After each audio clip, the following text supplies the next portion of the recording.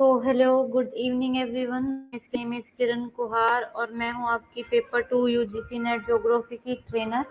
और आपकी live class शुरू हो गई है। जल्दी से लाइव क्लास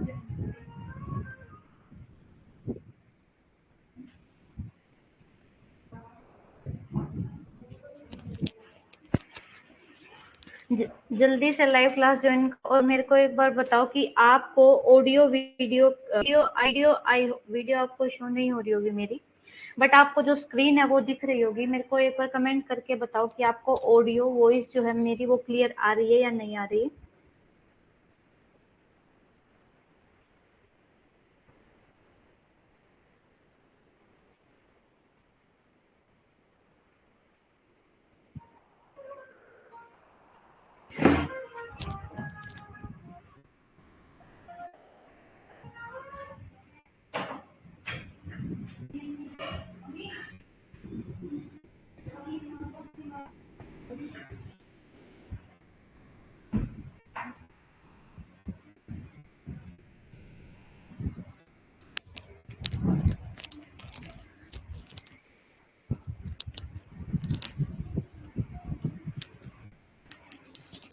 हेलो काजल, गुड इवनिंग।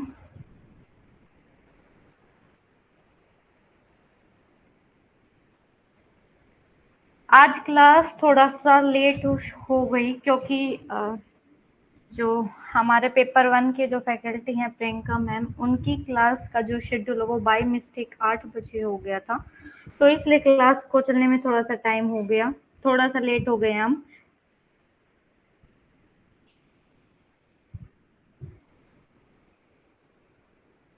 तो लास्ट क्लास में हमने क्या पढ़ा था? लास्ट क्लास में हमने अपना जो लैंड फॉर्म डेवलपमेंट थ्योरी हम वो पढ़ रहे थे, है ना। लैंड फॉर्म डेवलपमेंट थ्योरी हम कर रहे थे। लैंड फॉर्म डेवलपमेंट थ्योरी जो है उनका हमने जो बेसिक ओवरव्यू है वो ले लिया था। और हमने जो विलियम मॉरिस डेविस है उनकी आज थ्योरी पढ़नी है, क्योंकि उनकी थ्योरी से क्वेश्चन आते हैं और वो इम्पोर्टेंट थ्योरी है। और साथ ही साथ जो आपका पैंक है उनकी भी पढ़नी है। तो हम शुरू करते हैं। जो बच्चे हैं वो आपके ज्वाइन करते रहेंगे, क्योंकि क्लास को थोड़ा सा लेट हो गया इसलिए बच्चों को पता नहीं चलेगा। वे अब जब देखेंगे लाइव सेशन का, उनके पे जब न्यूज़ जाएगी या इन्फॉर्मेशन जाएगी तो वो ज्वाइन कर लेंगे।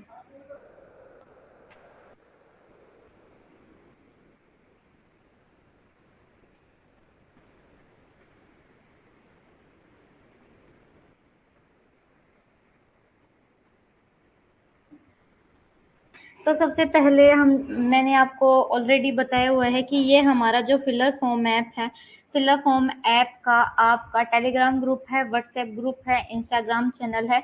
तो जो भी इनसे नहीं जुड़ा हुआ है वो जुड़ जाइए, ताकि आपको जो भी अपडेट है, लाइव अपडेट, एग्जाम से रिलेटेड, स्कॉलरशिप से रिलेटेड, आपको सब कुछ यहाँ पे अपडेट दिया जाता है। तो जिसने भी ज्वाइन नहीं किया है वो ज्वाइन कर लो। उसके बाद ये हमारा फिलर फॉर्म ऐप है, जिसको आप प्ले स्टोर से डाउनलोड कर सकते हो। और इस फिलर फॉर्म ऐप पर आपको पेपर 1 पेपर 2 दोनों की कोचिंग अवेलेबल है। आपको नोट्स प्रोवाइड किए जाते हैं, आपको पीवाईक्यू दिए जाते हैं, साथ साथ आपको मॉक टेस्ट भी दिए जाते हैं। और आपकी पेपर 1 की जो फीस है वो कितनी है? पेपर 1 की फीस रहेगी आपकी 1999। और साथ ही अगर आपको पेपर 2 लेना है तो उसके लिए भी आपकी फीस रहेगी 1999। ठीक है। और अगर आपको दोनों पेपर की कंबाइन कोचिंग लेनी है तो उसके लिए रहेगी आपकी फीस 2999। तो और इस अगर इस पे भी आपको डिस्काउंट चाहिए तो आप उसके लिए मेरा जो कूपन कोड है किरण10 वो यूज कर सकते हो। उस पे आपको 10% डिस्काउंट मिल जाएगा। और ये मेरा कूपन कोड है। आप अगर फिलर फॉर्म ऐप पर किसी भी सब्जेक्ट के लिए सब्सक्रिप्शन लेते हो, चाहे वो कॉमर्स है, चाहे वो इकोनॉमिक्स है, बिजनेस है, आपका लॉ है, जिसमें भी आप सब्सक्रिप्शन लेना चाहते हो, उस पर अगर आप मेरा कूपन कोड यूज करोगे किरण10 तो आपको 10% का डिस्काउंट मिलेगा। और ये हमारा जो है जियो मॉर्फोलॉजी की, ये देखो हमारे फर्स्ट यूनिट हम अपनी फर्स्ट यूनिट कर रहे हैं। और फर्स्ट यूनिट में से हमारे ये फर्स्ट टॉपिक, सेकंड टॉपिक और आपका ये थर्ड टॉपिक कंप्लीट हो गया। और आज हम ये जो फोर्थ टॉपिक है इसको कर रहे हैं, theories of land form development कर रहे हैं। तो अब थ्योरीज ऑफ लैंडफॉर्म डेवलपमेंट में हमने बात कर ली थी कि हमारी जो पेरिग्लेशियल थ्योरी है वो किसने दी, आपका रिवर इरोजन थ्योरी किसने दिया, आपका कैटास्ट्रोफिज्म किसने दिया, यूनिफॉर्मेनिटेरिज्म किसने दिया, ये सब हम डिस्कस कर चुके हैं। अब जो हमें डिस्कस करना है वो करना है ये जियोमॉर्फिक थ्योरी ऑफ डेविस। अब हमें 3 थ्योरी पढ़नी है। पहली है आपकी डेविस की, दूसरी है आपकी जो इम्पोर्टेंट थ्योरी है वो है ये पेंक की, और पेंक के बाद जो इम्पोर्टेंट है वो है आपके एलसी किंग की। ठीक है, इनकी ये जो थ्योरी है ये आपके लिए इम्पोर्टेंट है और एग्जाम में यहाँ से क्वेश्चन आपसे पूछे जाते हैं। तो अब सबसे पहले हम बात करते हैं geomorphic theory of Davis, Davis की जो जियोमॉर्फिक थ्योरी है। तो सबसे पहले जो डेविस है, डेविस का एक ओवरव्यू ले लेते हैं। जो आपके विलियम मॉरिस डेविस है वो कहाँ के हैं, अमेरिका के जियोमॉर्फोलॉजिस्ट हैं। ठीक है, उन्होंने एक जनरल थ्योरी दी है किस पे, लैंड फॉर्म के डेवलपमेंट पे। लैंड फॉर्म क्या होता है, ये आपका अर्थ सरफेस है, अर्थ सरफेस पे जो भी चीज, जो भी आकृति बनती है उसके डेवलपमेंट, यानी कि उसके बनने से लेके उसके बड़ा होने तक। जैसे आपका बर्थ से लेके आपका अडल्ट या यूथ स्टेज तक या ओल्ड स्टेज तक हमारा जो डेवलपमेंट है वो देखा जाता है। ऐसे ही आपका ये जो लैंड फॉर्म है इसका भी ऐसे देखा जाता है कि इसके बनने से लेके इसके बिगड़ने तक इसका ये जो डेवलपमेंट है किस किस प्रोसेस से होकर गुजरता है, इसकी स्टडी की है आपके विलियम मॉरिस डेविस ने, कि कैसे एक लैंड फॉर्म के बनने की शुरुआत होती है और कैसे एक लैंड फॉर्म आपका बिगड़ जाता है या समाप्त हो जाता है आपके अर्थ के स्पेयर से। ठीक है, अब ये कहते हैं in fact his theory is the outcome of set of theory and model presented by him from time to time। ये कहते हैं इनकी जो ये थ्योरी है ना ये किसका आउटकम है, आउटकम का मतलब होता है रिजल्ट। तो ये रिजल्ट है जो आपके विलियम मॉरिस डेविस हैं उनके द्वारा बहुत सारे सिद्धांत, बहुत सारे मॉडल्स दिए गए हैं, उन सब को मिला के इनकी ये थ्योरी आई है आपकी जियोमॉर्फिक थ्योरी ऑफ डेविस। तो अब ये तीनों चीजें आपके लिए इम्पोर्टेंट है। सबसे पहला है complete cycle of river life. इनका ये जो एसे है रिवर लाइफ पे एक एसे लिखा था, उस एसे का नाम था the river and valley of Pennsylvania 1889 में। यानी कि इन्होंने जो आपका नदी है, नदी की साइकिल, नदी का पूरा जो लाइफ टाइम है, मतलब कि कैसे एक नदी हिली एरिया से शुरू होके आपका कहाँ गिर जाती है, एक समुद्र में विलीन हो जाती है। तो इसके ओरिजिन से लेके इसके एंड तक जो इसका सफर है इसको इन्होंने को किस में दिया, इन्होंने दिया अपना रिवर साइकिल में। और इन्होंने एक रिवर की स्टडी की जो कि है पेंसिल्वेनिया। पेंसिल्वेनिया कहाँ पे, आपके नॉर्थ अमेरिका में। The river and valley of Pennsylvania in 1889। उसके बाद इनकी जो फेमस जिसके लिए जाने जाते हैं जाने जाते हैं अपने इस जोग्राफिकल साइकिल के लिए, ये इन्होंने 1899 में दी है। और इनका स्लोप इवोल्यूशन मॉडल भी है। इनके स्लोप इवोल्यूशन मॉडल का एक नाम है, आप देख लेते हैं, हिंदी में देख लेते हैं, कि जो विलियम मॉरिस डेविस है वो एक अमेरिकी भू आकृति विज्ञानी थे। ठीक है, और इन्होंने भू आकृति विकास का जो है बहुत ही जनरल एक सिद्धांत प्रस्तुत किया। किसके बारे में, भू आकृति, यानी कि आपके लैंड फॉर्म का जो डेवलपमेंट है वो कैसे हुआ। और इनका ये जो सिद्धांत है इसमें क्या हुआ, समय समय पर इसमें उन्होंने बहुत सारे जो है सिद्धांत प्रस्तुत किए, मॉडल दिए, और इन सिद्धांत और मॉडल का ही इनका ये जो जियोमॉर्फिक मॉडल है वो इन थ्योरीज और मॉडल का कंपाइल्ड रूप है। और ये जो तीनों चीजें हैं ये आपको याद रखनी है कि इनका स्लोप इवोल्यूशन मॉडल है। 1899 में इन्होंने भौगोलिक चक्र दिया। और अगर ये पूछा जाए कि रिवर पे इन्होंने कौन सा ऐसे लिखा है, तो ये ऐसे का नाम है the river and valleys of Pennsylvania 1889 में इन्होंने ये लिखा है। ठीक है, अब उसके बाद ये देखो, इससे समझो जो डेविस है ना, डेविस ने ये 3 स्टेजेस बताई हैं, यूथ स्टेज, मैच्योर स्टेज और ओल्ड स्टेज।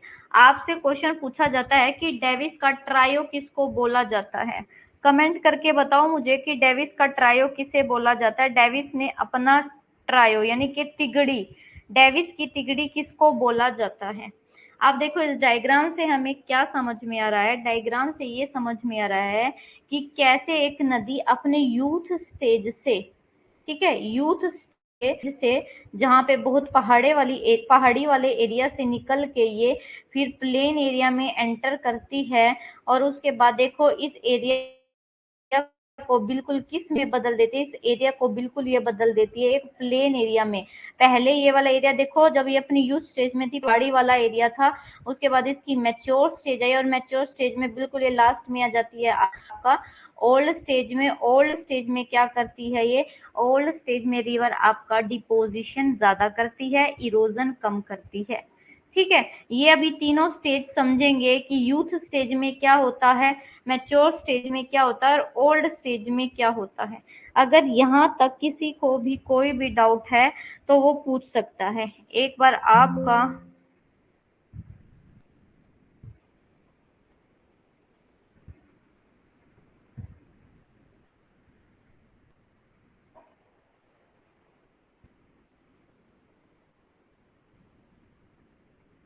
हाँ जी काजल, जो विलियम मॉरिस डेविस है वो अमेरिकन जियोमॉर्फोलॉजिस्ट है। ठीक है,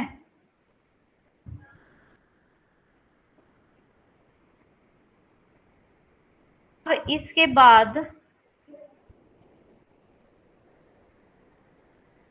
ये मैंने आपको ये जो स्टेज है ये समझा दी है। अब जो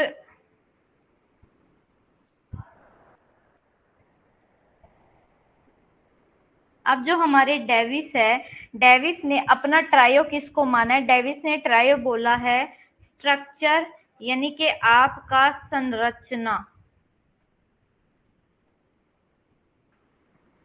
स्ट्रक्चर यानी कि आपका संरचना, उसके बाद टाइम और प्रोसेस। ठीक है, इन तीनों को जो डेविस है, डेविस ने अपनी क्या कहा है, तिगड़ी बोला है। याद रखना ये क्वेश्चन पूछा जाता है एग्जाम में। अब ये डायग्राम समझने से पहले, अब थ्योरी पढ़ने से पहले आपको ये डायग्राम समझना बहुत ज्यादा जरूरी है। देखो सबसे पहले देखो यहाँ नीचे इन्होंने स्टेज लिख रखी है, youth stage, mature stage, old stage. यहाँ पे वर्ड हैं दो तीन, बेस लेवल, आपका मोनाडेनोक, ठीक है, और यहाँ पे देखो ये इन्होंने टाइम लिख रखा है, और ये एल्टीट्यूड, और ये आपकी क्या है, ये आपकी पहाड़ी है, और ये आपकी क्या है, ये लाइन जो आपको ऊपर से दिख रही है ये रिवर है। तो अब देखो स्टार्टिंग से क्या होता है, ये यूथ स्टेज से पहले के बारे में इन्होंने कुछ नहीं बताया। जो डेविस है, डेविस बोलते हैं कि जो नदी, जब नदी अपनी यूथ स्टेज में होती है, यूथ स्टेज में जब नदी होती है, तो जो आपके डेविस है वो एक बात ये बोलते हैं कि जो, जिसकी वजह से इनके इस मॉडल का, इस सिद्धांत का क्या होता है, क्रिटिसिज्म होता है। वो कहते हैं ये कि पहले इरोजन होता है, पूरा अपलिफ्ट, पहले ही पूरा अपलिफ्टमेंट होता है, यानी कि पहले पहाड़ को जितना ऊपर उठना होता है ना वो ऊपर उठता रहता है। जब पहाड़ ऊपर उठ जाएगा ना पूरा, उसके बाद आपका इरोजन शुरू होगा। तो मेरे को एक बात बताओ, क्या आपकी जो हवा है, क्या आपका जो वाटर है वो इसका वेट करेगा कि इस पहाड़ को ऊपर उठने दो फिर इस पे हम काम करेंगे? क्या प्रकृति में ऐसा कोई रूल है? नहीं ना। इसलिए इनके मॉडल को टाइम डिपेंडेंट मॉडल कहा जाता है, और इसलिए पैंक ने इनका क्रिटिसिज्म किया था कि जो डेविस है, डेविस ने ये बोला कि नदी तब तक इरोजन शुरू नहीं करती जब तक आपके माउंटेन का अपलिफ्टमेंट नहीं होता, और जब एक बार अपलिफ्टमेंट खत्म हो जाता है ना, उसके बाद जो नदी अपना इसको काटना शुरू करती है। तो यूथ स्टेज में क्या है, यूथ स्टेज में देखो आपका यूथ स्टेज में अभी ऊंचाई ज्यादा है, लेकिन फिर आपका धीरे धीरे ये जो माउंटेन है इनकी जो ऊंचाई है वो कम होने लगी है, और लास्ट पॉइंट में एक बिल्कुल ऐसा आता है कि आपके जो माउंटेन है ये बिल्कुल छोटे छोटे टीले जैसे बच जाते हैं। और जब प्लेन मैदान में, इस पूरे प्लेन मैदान में ये छोटे छोटे टीले दिखाई देते हैं ऐसे, तो इन छोटे छोटे टीलों को डेविस ने बोला है मोनाडनो, जबकि इस खाली मैदान को क्या बोला है आपका पेनीप्लेन बोला है। ठीक है, और अब एक वर्ड है यहाँ पे बेस लेवल। बेस लेवल का कंसेप्ट आपके किसने दिया है? बेस लेवल का कंसेप्ट दिया है आपका पावेल ने।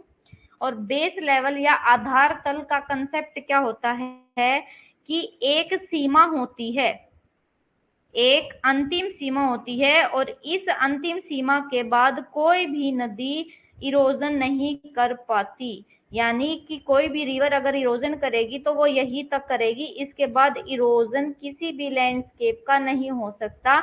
और इस लास्ट लिमिट को क्या बोला गया है? बेस लेवल बोला गया है। ठीक है,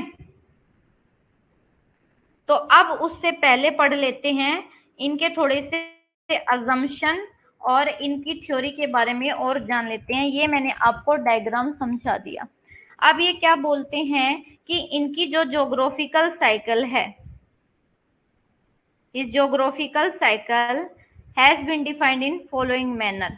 ये कहते हैं कि इनके भौगोलिक चक्र को निम्न प्रकार से परिभाषित किया गया, यानी कि वेरियस फॉर्म से, बहुत अलग अलग तरीकों से इस ज्योग्राफिकल साइकिल को डिफाइन किया गया है। पहला ये कि geographical cycle is a period of time during which an uplifted land mass undergoes its transformation by the process of land sculpture ending into low featureless plain और peneplain। ठीक है, अब देखो यहाँ नीचे ट्राई ऑफ डेविस दे रखा है कि landscape is a function of structure, process and time. इस टाइम को आप स्टेजेस के रूप में भी ले सकते हो। अब ये जो है आपका स्टेटमेंट समझते हैं, ये अभी इस डायग्राम से बताया। यहाँ पे देखो इन्होंने क्या बोला कि जो आपका एक लैंड मास है उसको बहुत सारी ट्रांसफॉर्मेशन से होकर गुजरना पड़ता है, और मतलब उसका ट्रांसफॉर्मेशन होता रहता है। वो शुरुआत में एक पहाड़ी के जैसे खड़ा होता है और अंत में एक छोटा सा टीला बन के रूप में रह जाता है। और ये टीला किस में रह जाता है? एक फीचरलेस प्लेन में। ठीक है, और उस फीचरलेस प्लेन यानी कि जिस पे कोई भी फीचर नहीं होते, वो पूरा सपाट होता है, खाली होता है, बस थोड़े थोड़े जो है आपको टीले दिखते हैं। इन टीलों को बोला गया मोनाडोनोक। और ये जो आपका प्लेन मैदान है, ये खाली मैदान, इस मैदान को बोला गया है पेनीप्लेन डेविस के द्वारा। डेविस कहते हैं कि एक ये देखो, ये एक आपका ये माउंटेन एक लैंडस्केप हो गया कि एक लैंडस्केप को स्ट्रक्चर यानी कि संरचना, आपका प्रोसेस और स्टेज से गुजरना पड़ता है। यानी कि स्टेज देखो, youth stage, mature stage, old stage. ऐसे ही अगर आप मनुष्य की जिंदगी से लगाओ तो जो मनुष्य है उसको भी आपके जो स्टेजेस है वो पार करनी पड़ती है। सबसे पहले होती है हमारी कौन सी? Childhood stage. चाइल्डहुड के बाद हम आते हैं टीनेज में, टीनेज के बाद जाते हैं हम अडल्ट में, अडल्ट के बाद जाते हैं फिर हम ओल्ड स्टेज में।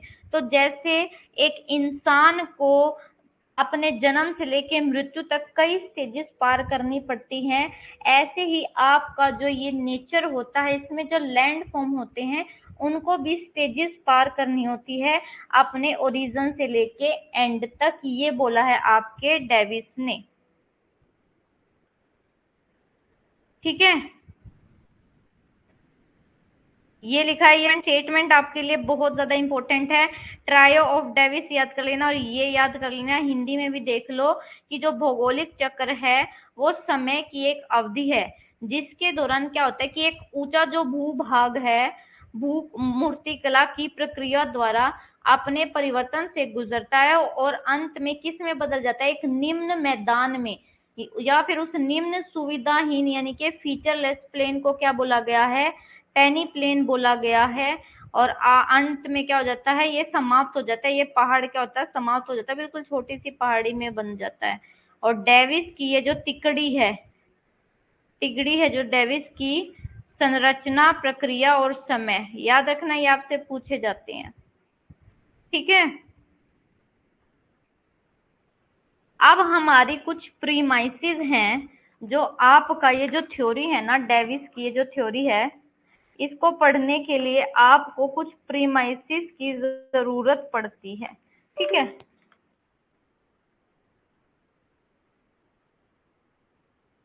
इसकी है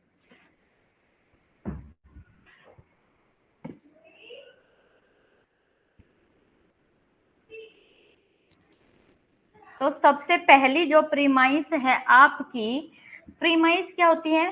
प्रीमाइस होती है अजम्पशन, यानी कि हाँ, हम कुछ बातें मान कर चलते हैं, और जो बातें हम मान के चलते हैं और उन बातों के लिए हम अपने कुछ एविडेंस प्रूव भी कर देते हैं, तो फिर हमारे ये जो अजम्पशन है वो एक स्टेटमेंट में चेंज हो जाते हैं। प्रीमाइस का होता है कि क्या क्या अजम्पशन, क्या क्या बातें वे मान कर चले हैं अपनी थ्योरी को प्रूव करने में। तो सबसे पहले जो इन्होंने मानी है वो ये मानी है कि landform are the evolve product. ये देखो, ये आपके लिए जितने भी लिखे हो ना, 5 के 5 स्टेटमेंट इंपॉर्टेंट है, यहाँ से आपके स्टेटमेंट बेस्ड क्वेश्चन आते हैं। आपका सबसे पहले ये कहते हैं कि जो आपके लैंड फॉर्म बनते हैं ना, वो किसकी वजह से बनते हैं? जो आपके इंडोजेनेटिक प्रोसेस और जो एक्सोजेनेटिक प्रोसेस के बीच काम होता है, उनके बीच का ये प्रोडक्ट है। देखो इंग्लिश में पढ़ो, land form are the evolve product of interaction of endogenetic forces, ठीक है, एंड द एक्सटर्नल और एक्सोजेनेटिक फोर्सेस। अब ये क्या है, ये पहले हम समझते हैं। देखो, आपका जो ये अर्थ है ना, ये हमारी अर्थ है। इस अर्थ पे सिर्फ दो फोर्स काम करते हैं। एक का नाम है आपका अंतर्जात बल, ठीक है, जिसका एक का नाम क्या है आपका अंतर्जात बल, और दूसरा है आपका बहिर्जात, दूसरा है आपका बहिर्जात बल, ठीक है। तो अब आपके ये जो अंतर्जात बल हैं, अब आपके जो ये अंतर्जात यानी कि आपके जो ये इंडोजेनेटिक फोर्सेस करते हैं कि आपकी अर्थ पे कुछ भी बनाने का काम करते हैं। कैसे? जैसे आपका ये अंतर्जात बल कौन से होते हैं? जो पृथ्वी के अंदर से लगते हैं, और अंदर से लगने की वजह से, अंदर से काम करने की वजह से ये पृथ्वी पर कुछ ना कुछ लैंडफॉर्म का इवोल्यूशन करते हैं। जैसे आपका वोल्केनो इरप्शन हुआ, ज्वालामुखी फटा, ज्वालामुखी आपका इंडोजेनेटिक फोर्स में आता है, यानी कि अंतर्जात बल में आता है, और साथ ही साथ आपका जो भूकंप है वो भी अंतर्जात बल में आता है। तो क्या होता है, जब वोल्केनो फटता है तो ये लावा बाहर आके क्या है, एक पहाड़ी का शेप लेते हैं, और इससे हमारे क्या बनते हैं, हमारे बाहरी पृथ्वी पर हमारे पहाड़ बनते हैं, ठीक है। उसके बाद आपके बहिर्जात बल क्या करते हैं? जो ये इंडोजेनेटिक फोर्स ने हमारे ये आपके माउंटेन या लैंडस्केप बनाए हैं ना, इनको छोटा करने के काम, यानी कि इनका इरोजन कर देंगे, वेदरिंग करके इनका इरोजन डिपोजिशन कर देंगे, और इनको एक प्लेन सरफेस में बदल देंगे। बहिर्जात बल में आपके होते हैं आपका वाटर, यानी कि पानी काम करता है, आपकी हवा काम करती है, आपके ग्लेशियर काम करते हैं, आपके जो सी वेव होती हैं वो काम करते हैं, ठीक है। ये दो काम करते हैं अंतर्जात और बहिर्जात बल में। तो आपके डेविस ने यही बोला कि जो ये लैंडस्केप बनता है ना, वो किसके इंटरेक्शन की वजह से बनता है? इस अंतर्जात और बहिर्जात दोनों बलों के आपस में इंटरेक्शन की वजह से आपके लैंड फॉर्म का डेवलपमेंट होता है। ये है आपका फर्स्ट पॉइंट, सबको क्लियर हो गया होगा। अब है ये सेकंड पॉइंट, ये बोलते हैं कि जो आपके लैंड फॉर्म का इवोल्यूशन है ना, वो एक ऑर्डर में होता है। ऐसा नहीं है कि ज्वालामुखी बिना फटे आपका वो माउंटेन बन गया, नहीं, एक ऑर्डर में होगा। पहले आपका क्या है, 2 प्लेट दूर जाएंगी, जब 2 प्लेट दूर जाएंगी या फिर आपका 2 प्लेट पास आएंगी, 2 प्लेट पास आने से आपका वोल्केनो फटेगा, और वोल्केनो जब फटेगा तो उसकी वजह से हमारे अर्थ पे फोल्डेड माउंटेन बनेंगे। तो एक स्टेज से, एक ऑर्डर से काम होता है। ऐसा नहीं है कि कुछ भी पहले ही हो गया, पहले आपका ज्वालामुखी फट रहा है उसके बाद आपकी प्लेट भिड़ रही है, ऐसा नहीं होता है। एक ऑर्डर में होता है, और उस ऑर्डर में ही हमारे लैंड फॉर्म का डेवलपमेंट होता है, ठीक है। और टाइम के साथ इस लैंड फॉर्म के डेवलपमेंट में चेंजेस होते रहते हैं, ठीक है। ये बताया गया है आपका सेकंड पॉइंट हिंदी में भी देख लेते हैं। फर्स्ट पॉइंट देखो, फर्स्ट पॉइंट ये हिंदी में है कि जो भू आकृतियां हैं, भू आकृतियां पृथ्वी के भीतर से उत्पन्न होने वाले अंतर्जात शक्तियों और वायुमंडल से उत्पन्न होने वाले बाहरी या बहिर्जात शक्तियों की परस्पर क्रिया के विकसित उत्पाद हैं। ठीक है, ये है फर्स्ट पॉइंट, आपको क्लियर हो गया होगा।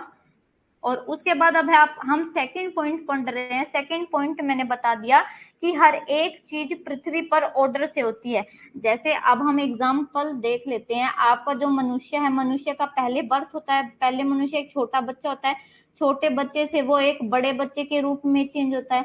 ऐसा तो नहीं है कि एकदम से 24-25 साल का जो लड़का है या लड़की है वो उसका बर्थ हो जाता है, नहीं ना, एक ऑर्डर में ही होता है ना, कि पहले जो विमेन है वो प्रेग्नेंट होती हैं, उसके बाद जो है आपके जो बेबी है, जो न्यू बॉर्न बेबी है वो पैदा होते हैं, उसके बाद जो बच्चा है वो बहुत सारे स्टेजेस को पार करके क्या बनता है, अपना उसका डेवलपमेंट होता है। तो ऐसे ही एक लैंड फॉर्म होता है कि जो लैंड फॉर्म है, लैंड फॉर्म कैसे बनता है, आपका जो ज्वालामुखी है, ज्वालामुखी फटेगा, ज्वालामुखी के फटने की वजह से ये लावा जो है बाहर बिखर जाएगा, फिर ये लावा सॉलिड होगा, और सॉलिड होने की वजह से ये आपके अर्थ के बाहर जो हमारी पपड़ी है उसके ऊपर जम जाएगा और एक पहाड़ का शेप ले लेगा।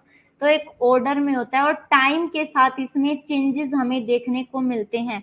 जैसे आप टाइम के साथ बदल जाते हो ना, टाइम के साथ ऐसा तो नहीं आप जैसे फर्स्ट क्लास में हो, आपकी जैसे फर्स्ट क्लास में शक्ल है ऐसे आपकी 11th में भी होती है, नहीं ना, जैसे आप फर्स्ट में हो ऐसे आप जो टाइम के साथ 11th क्लास में आप में बहुत सारे चेंजेस आते हैं, तो ऐसे ही आपकी भू आकृति का होता है।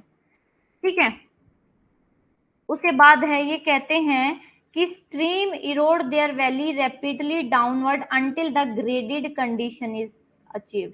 अब ये ग्रेडेड कंडीशन का मतलब है जब जब तक नदियां इरोजन करती रहती है, जब तक वे बेस लेवल तक नहीं पहुंच पाती, और जैसे ही वे बेस लेवल को पा जाती है उसके बाद इरोजन बंद हो जाता है।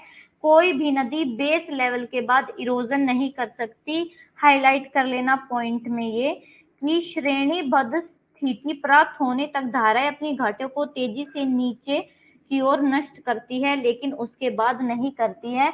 जब वे एक बार बेस लेवल पा जाती हैं उसके बाद वे क्या नहीं करती है, उसके बाद वे किसी भी लैंडफॉर्म का इरोजन नहीं कर सकती हैं। उसके बाद हमारा फोर्थ पॉइंट है कि there is a short period rapid rate of upliftment in landmass. It may be pointed out that Davis also describe slower rate of upliftment is so desired. तो यहाँ पे ये जो बात ये कहते हैं, ये बोलते हैं कि जो भूमि द्रव्यमान में उत्थान की दर बहुत छोटी होती है, उत्थान यानी कि उठने की, ऊपर उठने की जो होती है वो बहुत छोटी लेकिन तीव्र गति से होती है, छोटी अवधि होती है, टाइम कम होता है लेकिन वो बहुत तेजी से होती है।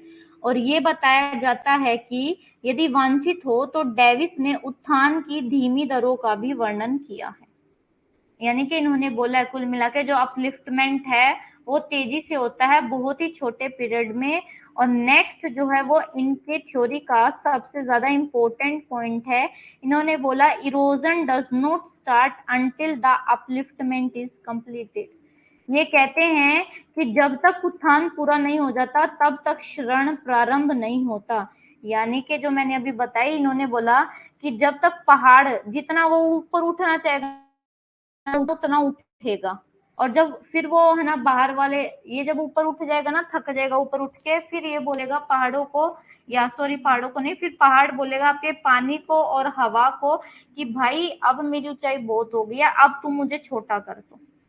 इन्होंने ये बोला, लेकिन रियलिटी में ऐसा नहीं होता है, इसलिए इनके मॉडल को टाइम डिपेंडेंट मॉडल बोला गया है। याद रखना, टाइम डिपेंडेंट है आपके विलियम मॉरिस डेविस का, और ये इनकी थ्योरी का क्रिटिसिज्म है। और ये आलोचना इनकी थ्योरी की किसने की, आपके पेंक ने की है। पेंक ने ये बोला कि कोई भी ऐसा लैंडस्केप नहीं होता कि उसका इरोजन पहले उसका अपलिफ्टमेंट होगा फिर इरोजन, ये गलत है। आपका इरोजन और अपलिफ्टमेंट दोनों एक साथ होता है, इसलिए इनका इस पॉइंट से क्रिटिसिज्म किया जाता है। तो यहाँ पे आपकी जो प्रीमाइस है वो कंप्लीट होती हैं। अगर किसी को कोई भी डाउट है तो वो मुझसे पूछ सकता है।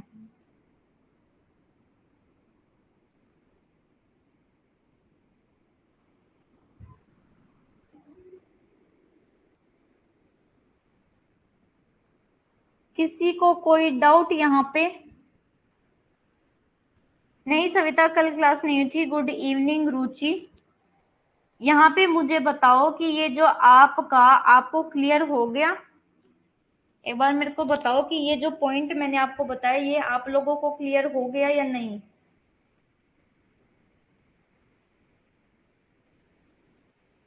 सविता, रुचि, ये बहुत इंपॉर्टेंट थ्योरी है। सविता, रुचि, भास्कर, आपको ये जो पॉइंट है वो क्लियर हो गया?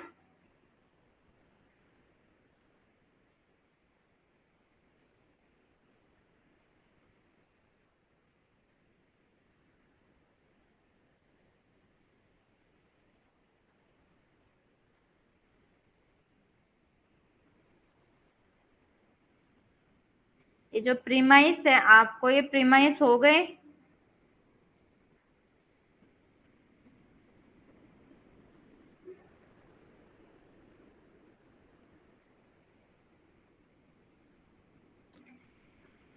बेटे एक्चुअली है ना, आपने क्लास बाद में ज्वाइन की थी तो मैंने इसका भास्कर रीजन ये बताया था कि आपकी जो पेपर वन की फैकल्टी है ना उनसे गलती से क्लास मेरे टाइम पे जो है उन्होंने शेड्यूल कर दी थी, तो इसलिए आपको जो है इन्फॉर्मेशन नहीं हो पाई। उसके लिए मैं आप लोगों से सॉरी चाहूंगी, आपसे माफी चाहूंगी। लेकिन आपको कल से जो क्लास आपकी, ये बात याद रखो, वेडनेसडे को, थर्सडे, फ्राइडे, सैटरडे, संडे को आपकी जो क्लास है वो ऐप पर होती है, 8 बजे होती है। जबकि आपकी मंडे ट्यूसडे को आपकी क्लास यूट्यूब पर होती है, लाइव क्लास, और वो क्लास आपकी 6 बजे होती है। लास्ट स्लाइड फिर से समझा देती हूँ रुचि, कोई बात नहीं है। और बाकी सबको समझ में आ गया है?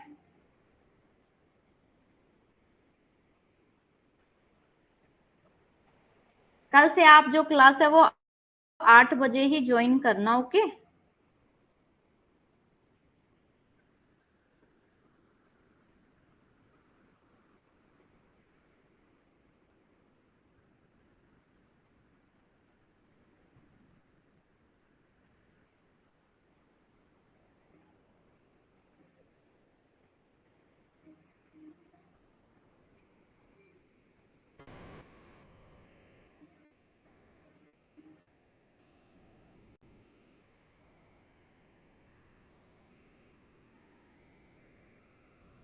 तो चलो अब मैं दोबारा से समझा देती हूँ। आपको जो लास्ट स्लाइड है वो समझानी है रुचि, ठीक है? तो लास्ट स्लाइड में ये देखो, देखो लास्ट स्लाइड में आपके कितने पॉइंट हैं? लास्ट स्लाइड में है आपके, ये देखो, ये 3 पॉइंट हैं। इनमें जो थर्ड पॉइंट है, थर्ड पॉइंट ये बोला गया है कि जो आपकी रिवर है ना, हिंदी में यहाँ पे देखो कि जो रिवर है, श्रेणीबद्ध स्थिति, श्रेणीबद्ध स्थिति क्या होती है कि एक लिमिट होती है, और उस लिमिट को क्या बोला गया, आपका एक कंसेप्ट दिया गया है जियोमॉर्फोलॉजी में, बेस लेवल कंसेप्ट, या फिर हिंदी में इसको बोलते हैं आधार तल। बेस लेवल का कंसेप्ट आपके पावेल ने दिया। उन्होंने बोला है कि जो नदियां हैं, नदियों के इरोजन करने की एक लिमिट होती है, ठीक है? और इस लिमिट के बाद नदियां किसी भी लैंडस्केप का इरोजन नहीं करती है। अगर कोई लैंडस्केप इतना ऊंचा उठा है और नदी ने उसको इतना काट काट करके इतना छोटा कर दिया कि वो इस लाइन के बराबर हो गया है, तो इसके बाद जो नदी है यहाँ पे इरोजन नहीं कर पाएगी, और इसको बोला जाता है, इस लाइन को, ये जो आधार तल होता है जिसके बाद नदी अपना इरोजन नहीं कर पाती है, उसको बोला जाता है बेस लेवल, जो कि आपके पावेल ने दिया है।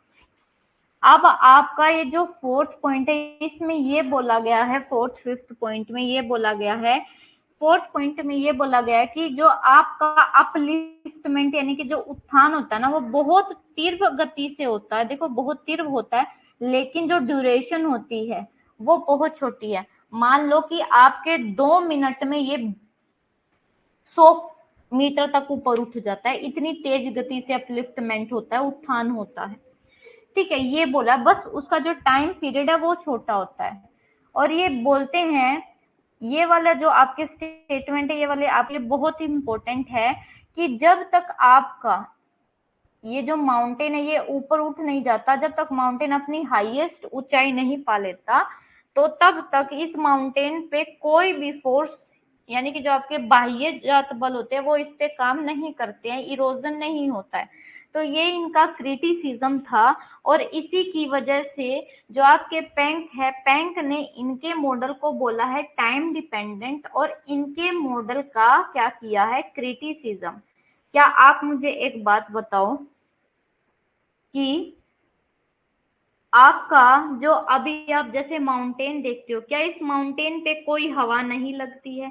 क्या इस माउंटेन पे कोई पानी नहीं जाता है? ऐसा होता है कि जब तक वहां पे माउंटेन पूरा बड़ा नहीं बन लेता, उस पे कोई नदी बहती ही नहीं है या कोई हवा काम ही नहीं करती है। नहीं, ऐसा नहीं होता है ना। अगर आपका छोटा सा भी कुछ माउंटेन या छोटा सा भी कुछ पार्ट बनता है, तो उस पे हवा भी काम करती है और उस पे पानी भी काम करता है। ना तो हवा आपके उस माउंटेन के ऊपर उठने का वेट करती है, ना पानी उसके ऊपर उठने का वेट करते हैं। ठीक है, तो इनका ये जो स्टेटमेंट है ये गलत है। इन्होंने बोला है कि जब तक पहाड़ या कोई भी चीज, जब तक लैंडस्केप का उत्थान नहीं हो जाता, तब तक जो क्षरण है वो प्रारंभ नहीं होता। और इस स्टेटमेंट की वजह से इनके मॉडल को बोला जाता है टाइम डिपेंडेंट मॉडल। ठीक है,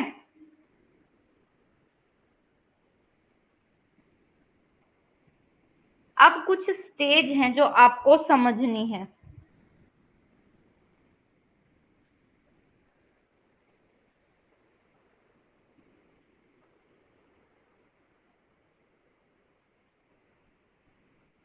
यहाँ तक सबको क्लियर है ना?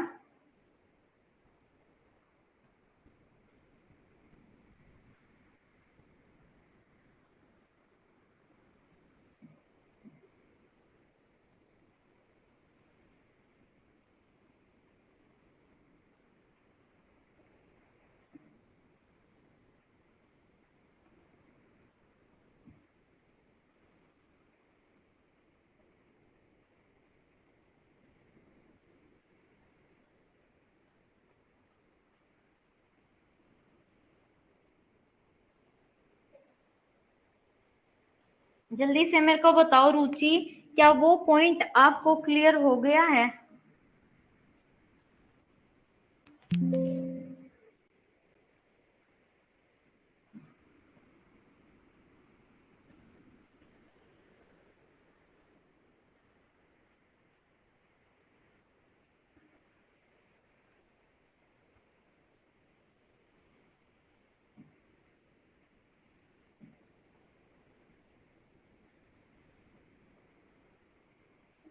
ठीक है रुचि।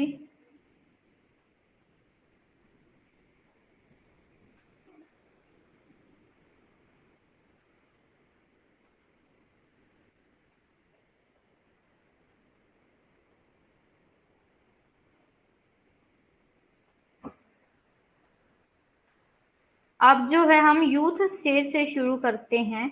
अब ये हमें स्टेज पढ़नी है कि यूथ स्टेज में क्या क्या चीजें होती हैं। उसके बाद है आपका मैच्योर स्टेज में क्या होता है, और आपके ओल्ड स्टेज में क्या होता है। तो सबसे पहले है आपका यूथ स्टेज। जो यूथ स्टेज है उसमें क्या होता है, erosion start after the completion of upliftment of the land mass. ये देखो, हम डेविस के अकॉर्डिंग पढ़ रहे हैं। तो इन्होंने क्या बोला कि भूभाग के उत्थान के पूरा होने के बाद कटाव शुरू होता है। यानी कि जब आपका पहाड़ ऊपर उठ जाता है, तो इसके बाद इस पे कटाव शुरू होता है, यानी कि इसकी जो आपकी लंबाई है वो छोटी होनी शुरू होती है। ठीक है। पॉइंट टू है द टॉप सरफेस और the summit of water divide are not affected by erosion because the river are small and widely spaced. अब ये सेकंड पॉइंट कहते हैं कि ये जो आपका ये पहाड़ है, पहाड़ के ये जो ऊपर उठे हुए भाग हैं, ये जो सबसे ऊपर उठे हुए भाग हैं, ये जो शिखर हैं, ये इरोजन से प्रभावित नहीं होती, क्योंकि अभी आपकी नदियां क्या है, छोटी हैं। ठीक है, ज्यादा बड़ी नहीं है, छोटी है, इवनली स्पेस्ड है, यानी कि दूर दूर तक फैली हुई है। और नदियां क्या है, नदियां छोटी हैं। ठीक है, उसके बाद थर्ड पॉइंट क्या बोलते हैं कि small rivers and short tributary are engaged in headward erosion due to which they extend their length.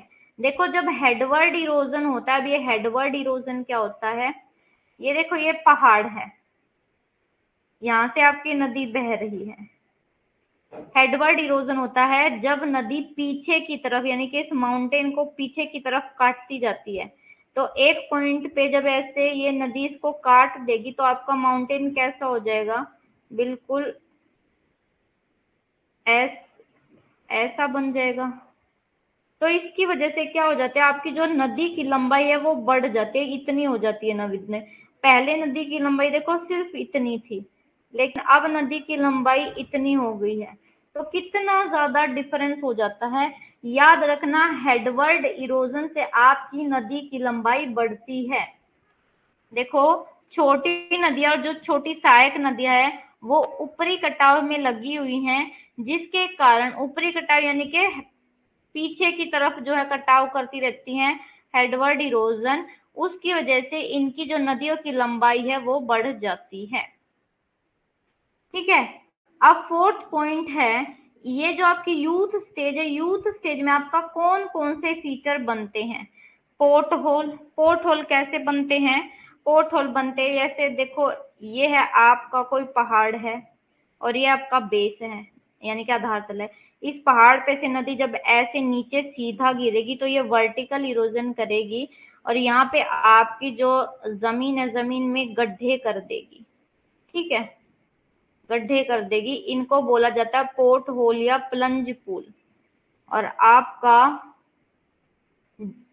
ये होता है पोर्ट होल। उसके बाद वैली डीपनिंग क्या होता है, क्योंकि नदी आपका जो यूथ स्टेज है, यूथ स्टेज में आपका ये लंबवत कटाव करती है। वर्टिकल का मतलब होता है लंबवत कटाव, ऊपर से नदी ऐसे नीचे गिरती है, तो उसकी वजह से ये आपकी जो घाटी उनको चौड़ा नहीं करती, सिर्फ गहरा करती है।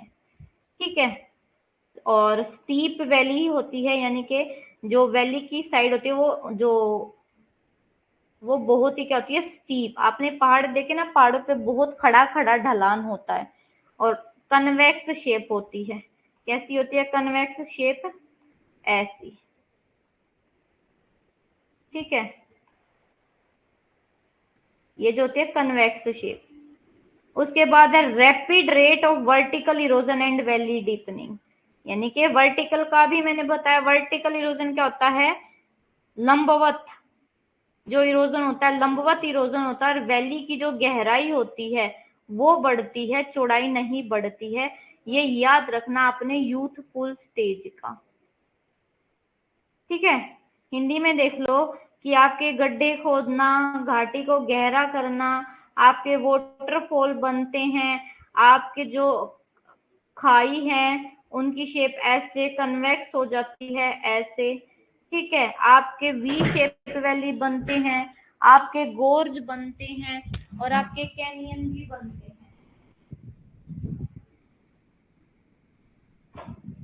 ठीक है,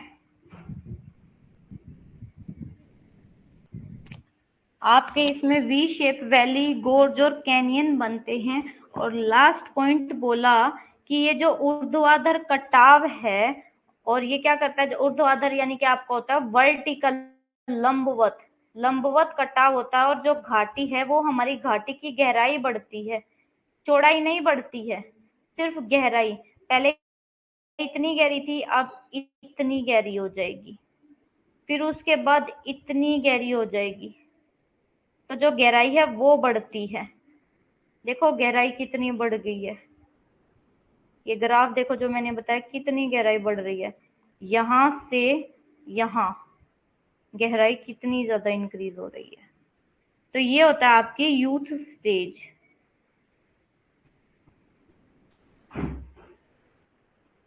ठीक है। अब यूथ स्टेज में अगर किसी को कोई पॉइंट नहीं समझ में आया है तो पूछ लो, नहीं तो हम अपना फिर से शुरू करते हैं।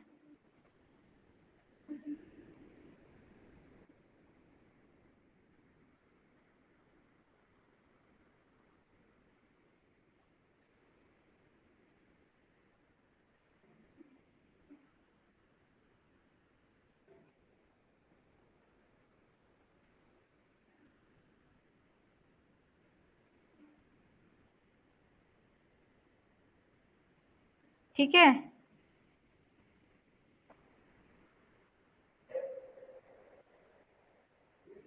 तो अभी जो क्लास है वो किसी और की क्लास, आज हमारी छोटी क्लास हो पाएगी और हम जो है कल की क्लास में मिलेंगे। ठीक है, कल आपकी क्लास इसी टाइम पे होगी और इसी टाइम पे आपको क्लास ज्वाइन करनी है। यहाँ तक आपको जो यूथ स्टेज है वो क्लियर हो गया है। अगर आपकी 9 बजे क्लास नहीं है किसी और सब्जेक्ट की तो मेरे को बता दो, हम अभी 9:30 तक जो क्लास है वो कर सकते हैं।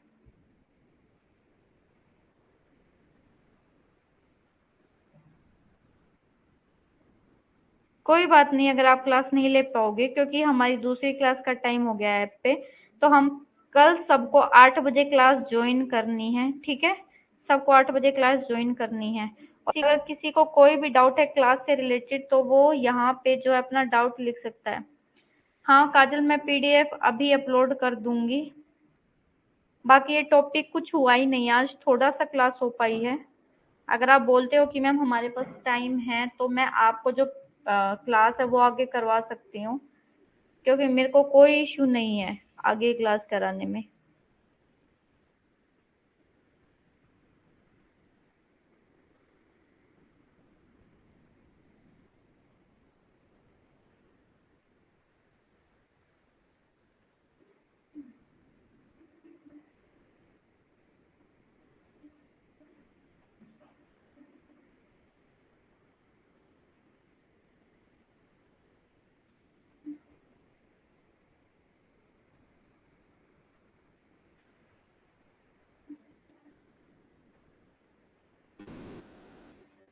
बताओ जल्दी से,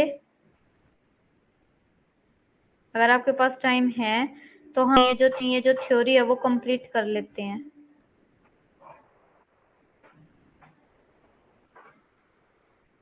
कोई बात नहीं बच्चों, कल 8 बजे क्लास फिर से ज्वाइन कर लेना।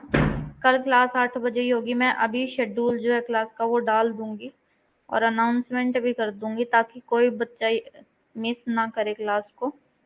ओके, और आप ग्रुप में भी मैसेज करो कि क्लास लेनी है, तो आप सब लोग क्लास ज्वाइन किया करो। और अब मिलते हैं कल, कल की क्लास में मिलेंगे। कल 8 बजे आपकी क्लास होगी। तब तक के लिए take care everyone, bye bye, good night.